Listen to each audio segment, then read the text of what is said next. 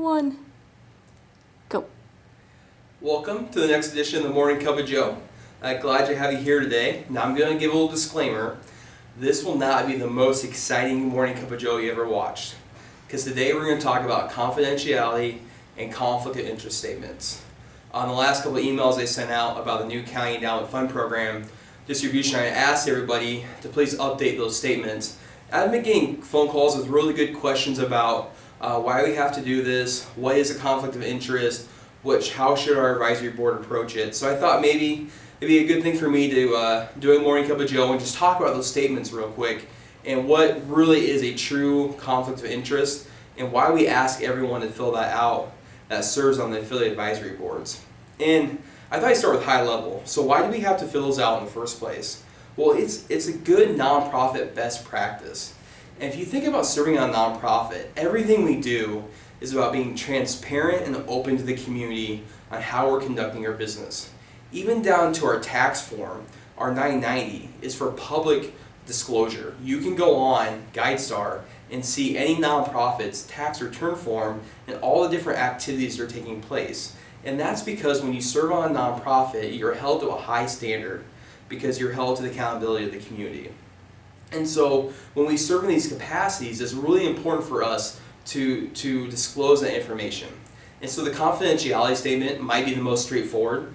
It's just basically saying when you're in the capacity of serving your local affiliate community foundation, any of the numbers, the grants, the donor information is held in confidence to that meeting or to that organization.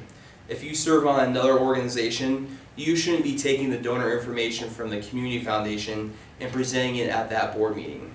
It's just saying everything that we do is kept in confidence. And that comes down to reputation and really building trust with our donors. Think about that. Donors are entrusting you with their assets for you to use for a long, long time. They need to know that because they give through the community foundation, their information is not being made available to the public. So that's really critical. The conflict of interest is probably something I get the most questions about. And again, I think this is something to think about, being very transparent to the community. So if we think of conflict of interest, and there's varying levels, it's just really disclosing where else do you have relationships in the community. And because you have those relationships, that doesn't mean that you have to take yourself out of the vote or out of the discussion. It depends on what type of relationship it is. But again, it's very important to just disclose that information. And I always get the question of, well, if we write it down, then maybe we have to take ourselves out of the vote. The conflict is already there. Writing it down on a piece of paper is just a good best practice to make sure you're transparent. And so I use this example. My wife, let's say she was the executive director for a nonprofit. Let's say it's the local library.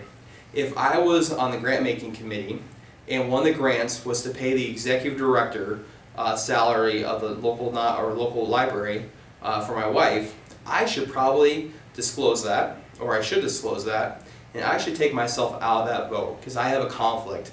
My family will receive a private benefit because of that grant. Now let's say that the same library wrote a grant for library books to stock the shelves. Maybe I should not vote on that, but I could probably participate in the discussion and provide background on why this could be a high quality grant to make. But my family, other than having a high quality library, won't really receive private benefit from us making that grant. So I think that's kind of a good litmus test of when you should step outside of a vote or outside of discussion and when it's okay. But again, the important part is just to get it on paper, and so if anyone ever asks us questions, we could say we disclosed that information and took the proper process to move forward with. So if you have questions, feel free to give me a call, but I thought this would be nice to do, to just get it on tape, and please share this with your affiliate advisory board meetings at your next meeting. Thank you and have a great day.